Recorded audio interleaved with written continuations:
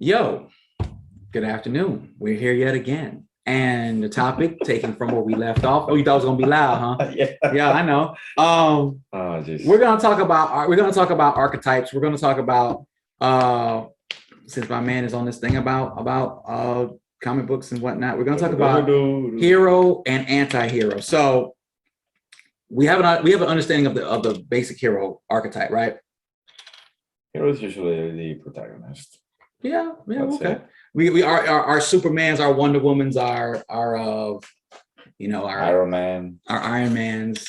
But okay, in the aspect of heroism, Right. there have been times when especially in the more modern age of comic books, where straight-laced comic book heroes have become more, the lines have been blurred and they're more relatable. They've had moments to where they turn. Which I like a lot. Yeah. But those are when a common hero, the lines are blurred and they might take on adverse characteristics.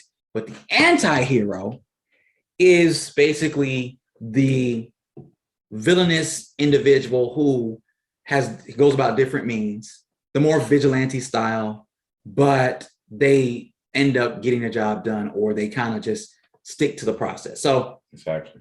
Batman, what might be one of the early anti-heroes, but I think wasn't he the first superhero ever? Because he came out in the 30s. Yeah, I don't think he's the first superhero. No? I think Superman's older than him.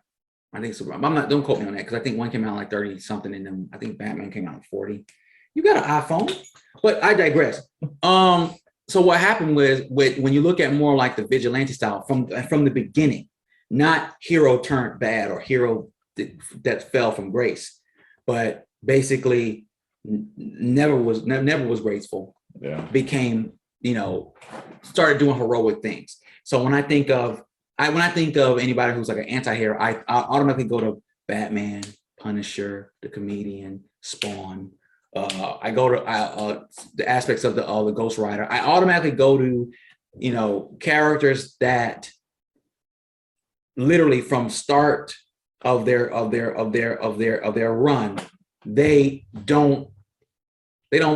no nonsense. They will take it to the next level. They might bend the rules a little bit, Deadpool a little bit. They'll bend the rules a little bit because they don't have the same credence of the hero, the corporate guy. Which is good because it diversifies, the whole genre. And it's more realistic. You don't want them all to be Captain America.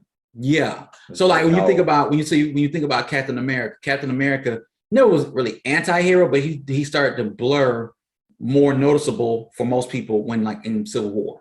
Yeah, he was a little rebellious. I expected different things. Yeah. But from what happened in Hydra, he said, no, you guys are going to get corrupted. I was on Captain America's side. Yeah, because he was really going for the fundamental good. He wasn't just going for the idea of ordered or structured good. He was going for fundamental good. So in his own movie, he was kind of an anti-hero, because supposedly the Sokovia Accords was a good thing, or it was meant to be created with goodwill, which in my opinion it wasn't. So like when I look at like Ant-Man was a criminal who became a good guy because he was trying to prove something, but he wasn't an anti-hero because he literally was trying to always do good. He was trying to do good, yeah. But he came from, and he wanted to change for his father, but he came from a questionable origin.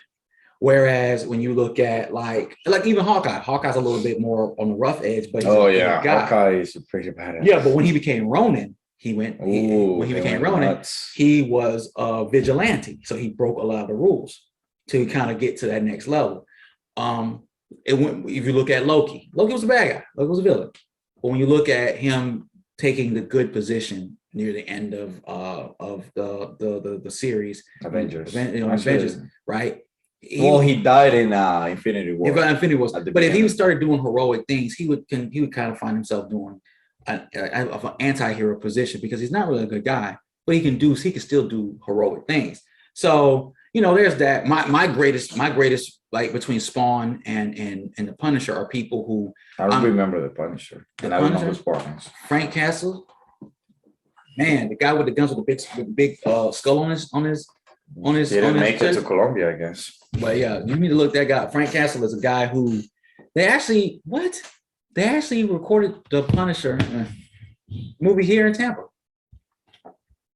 Check that out when you get a chance. But that's the anti-hero. All right. Ultimately, we know heroes are more popular, right? More popular. And we know that anti-heroes are necessary. Go ahead. I was gonna just come up and say, like, they give the meaning and a goal to the hero, because or else who are they gonna save the people?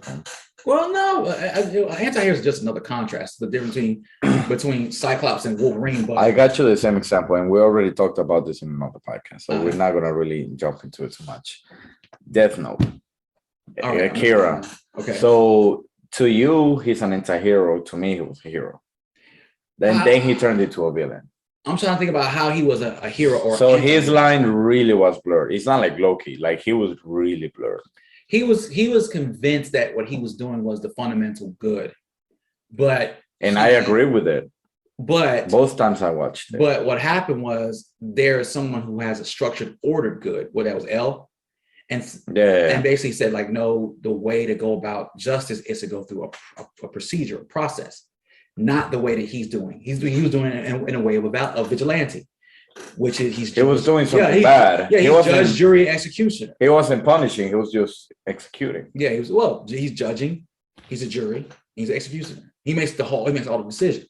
And in a system of laws and basically the idea to be proven innocent, the structure, there's a process. He was circumventing the process, and basically he was using that very, supernatural aspect of doing it. But the same thing with Batman. So I meant that as a way of anti-hero and hero can be, the line can be blurred. Question. Answer. Here we go. We're talking about anti-hero. Black Adam. Saw the trailer? I don't mean to disappoint you. Yeah, I saw the trailer. I'm not excited for it. What? I feel like he's the wrong guy for it. I mean, he has the look of a hero, obviously. Yeah. But I feel like it's not for him. I don't know. No, I don't see him in that light, if that makes sense. But summarize for me just the trailer real quick. Just the trailer. Okay. And then you ask your question. All right. So for me, when I saw the trailer, what I really was literally just seeing, it was just a show. Here's The Rock. Here's him in the Black Adam in action. You can see some of the ability. And they showed him being anti-hero. But they added a spin, because the Black Adam story is a little bit more than what was presented there. They put a different touch on it. They put a little dialogue, that little stuff to read before you went into it. So he said, "Oh, my son gave everything to save my life. When I was killed, I came back as a god." So they already put a heart piece on it for you to feel sympathy for him and understand why he's angry. Okay, typical Batman situation. Tragedy. You're a hero out of tragedy. Yeah. Thing about it is that he's a step above. When you hear Dr. Fate and I think the Hawkman was telling him, like, "Oh, heroes don't kill anybody." He's like, "Well, I do." And it's like hero that does kill people. Oh yeah, Black Adam kills people. Yeah. So that's very similar to L. I mean, Kira. Yeah, or it's very similar to the Punisher. He's going to kill you. He has it justified. You kill people. You're gangsters. You're whatever. The world's not going to miss you. I'm putting you down. I mean, there's no rehabilitation. There's none of that. It's the same idea. So yeah. So I look at that like with Black Adam though. I understand what are you going to ask me about? I was going to say, in your opinion, which hero do you feel is more effective? Heroes, the straight-laced hero, or the anti-hero? Oh, the anti-heroes a million times. Because I think Black Adam compared to Captain America, Captain America was not willing to he was willing to sacrifice himself, but he wasn't willing to make like an actual big sacrifice for everyone. And sacrifice, I don't want to say other people, but it's like, I mean, if you get rid of one person, you save 10. It's like, Oh, you don't think he won't have the scruples to say, "I'll kill somebody to save someone else," or save the villain? I really don't think so. Like, he would only kill villains. Like, see Captain America, he said, "Oh, no lives left behind," blah blah blah. Like, I'm sorry, buddy, but I mean, you're trying to save people, right? You want to save as many people, right? So do things that, go, with that. And anti-heroes, they call them anti-heroes and not villains because they are heroes, but they are willing to go the extra mile. Yeah, they're willing to go against the credence of the normal And hero. they're willing to go against ethics. Hey, something bad is happening. I gotta fix it. Period. Yeah, I have No questions asked. Yeah, the means justify the ends. Okay. Exactly. So as far as getting the job done, Okay. I love anti-heroes. For Wait, that. did you watch Watchmen, right? Watchmen? Yeah. Am I missing out? Whoa, you are definitely missing Is that out. a superhero movie? Yes. Drama? Oh, it's everything, bro. It's the ultimate anti-hero from DC or Vertigo. You need to check that out, bro. I think I got it somewhere in the house. You need to look that up, bro. Wow. I'll watch it, yeah. Yeah, you're not the movies are probably like they're around $4. Yeah, you're not gonna be disappointed by Watchmen at all. You're really gonna see when heroes have to be real in the real world, and then when one hero, Why is an anti-hero? a lot of them are anti-heroes. They all of them have their real applications, like real world applications. Like what would happen if heroes had to make real decisions that had real ramifications? None of that. Oh, bad guy telling you the his plan before the end of it. No, this is when you have to really look at what really is a hero in comparison to what really is a villain. What you really did was a lot of people with a lot of powers, and it's a power struggle. So you really got to look at it like. And it's about decisions too. It's about decisions. Because if you think about it, Thanos wasn't even that powerful. He just had a freaking. He was a badass and he had a big ass influence. He was strong. He was strong. Okay, the Hulk is strong. Okay, he was a Titan, but yeah, a lot he did. What else did he have? He had this. He definitely had intellect. He had the biggest army, bigger than the Chitauri. And think about it, he was like a bad. Those big mafia bosses. What's so special about them? Nothing. They don't have superpowers. It's here. Yeah. It's and the decisions they make, how they influence people. Yeah. That's why Thanos. Because he didn't always have every gem. So exactly. So Thanos, he's not a big deal himself. It's just the things he did, the things he would do, the influence he put made him powerful. Yeah. But Thanos ain't shit. Okay. Well, he was almost immortal. Yeah, to the point. So to the point, and very strong. But Hulk is very strong. Thor is very strong. So yeah, Captain Marvel is very strong. So what makes him special is this. So what makes you hero, anti-hero, or villain is your decisions. All right, let me ask you this: you wake up with superpowers tomorrow. Let's just say superpowers out the gate. Let's keep them basic. Superman superpowers, right? So I can fly. I can shoot lasers out of my eyes and have super strength. Super strength, freeze breath, and super hair. The sun. All of that, right? You can breathe in space the whole nine, right? Oh, he can, yeah. All of that, right? Superman has a lot of powers, but there's that. Weakness to magic, but there's that. You wake up tomorrow, Nico. Tomorrow's what? Friday, right? Right. All right. Soccer game tomorrow too, by the way. Yeah. You probably would be better play that game because you think about it. Have you ever seen Man of Steel? Yes, but many years ago. I don't remember. Yeah, so you'd have super hearing and super everything. Your sensory would be you'd be dangerous at first, and you should watch Brightburn too. If Superman was evil like from a kid, but you wake up, you got superpowers tomorrow, right? Mm-hmm.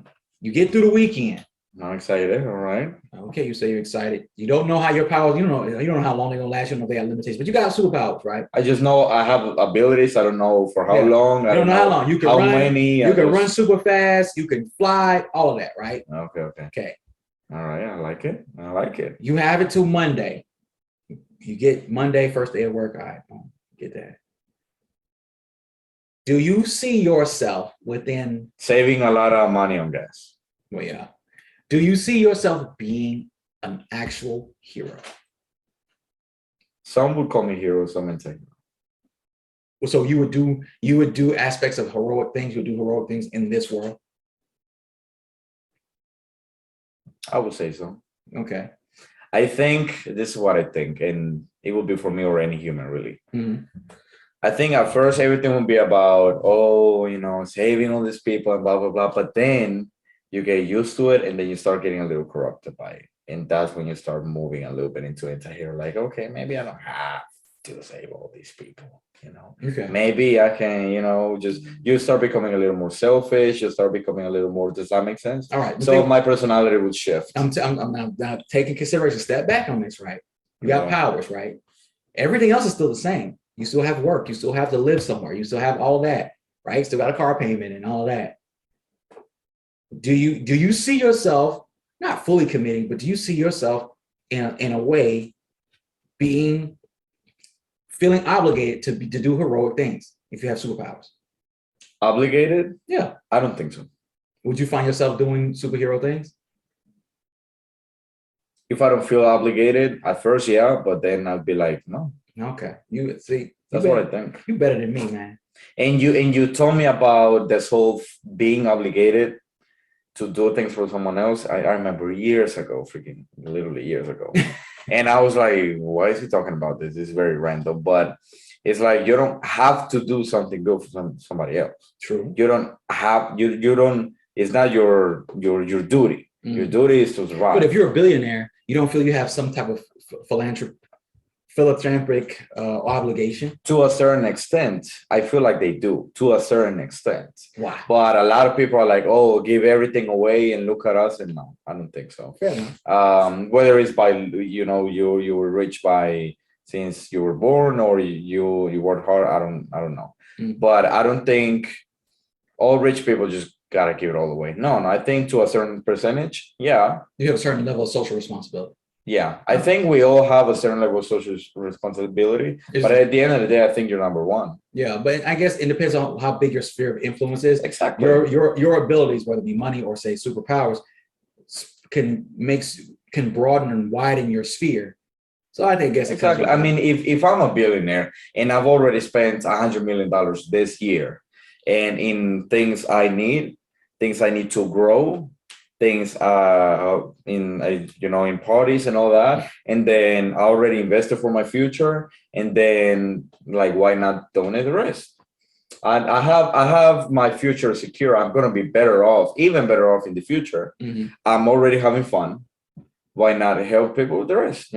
Fair enough. At the end of the day, you're putting yourself first. Okay, you're better than me.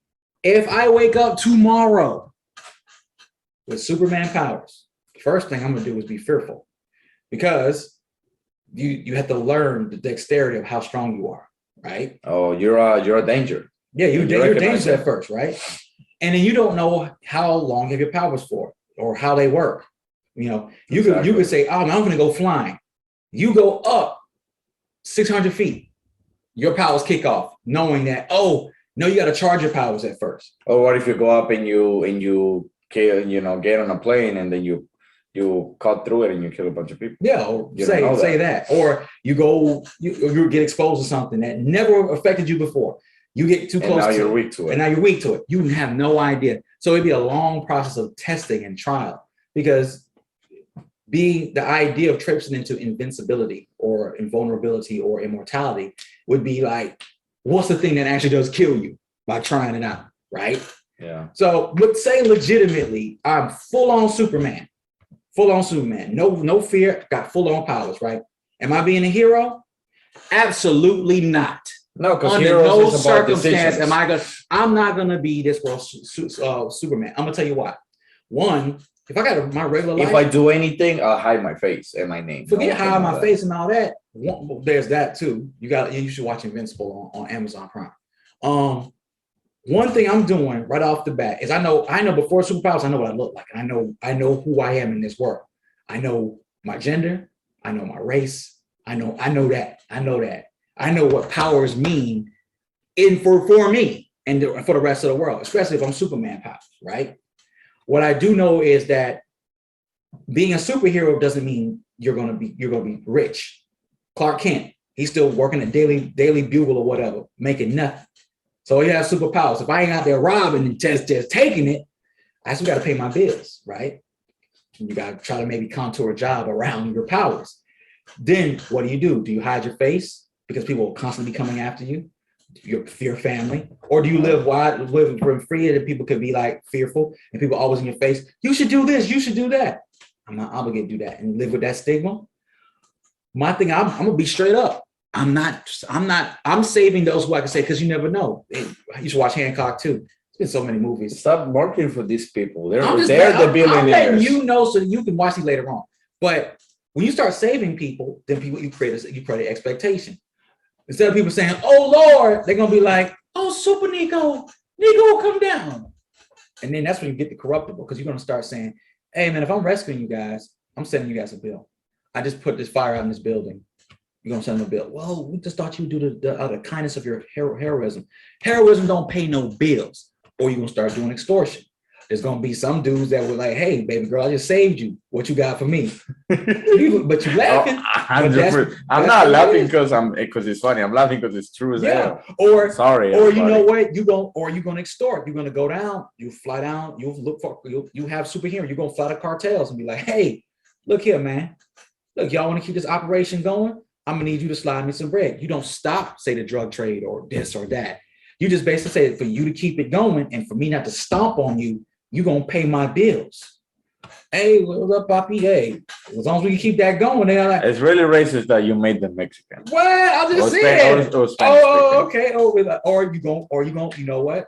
Government's in session. You're gonna go right to Congress and be like, "Hey, fly down in there. Hey, I was hearing what you guys were saying," and they go, "Oh, we don't give in to terrorists."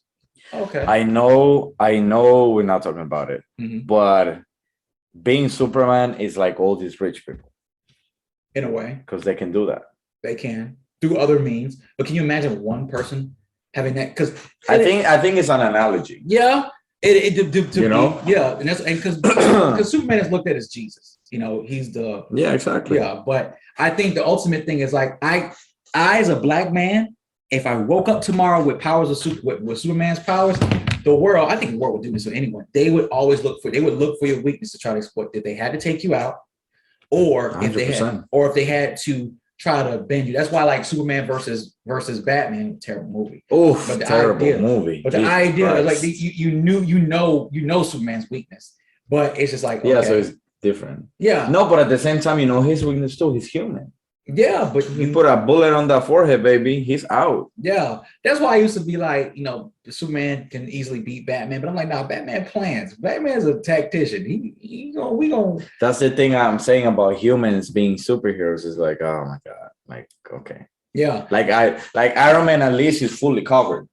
Yeah, but Batman is like, he's strong. But like, but then you look at I look at Tony Stark, and I was like, the way concussive force works, like when he would hit the ground, he would die.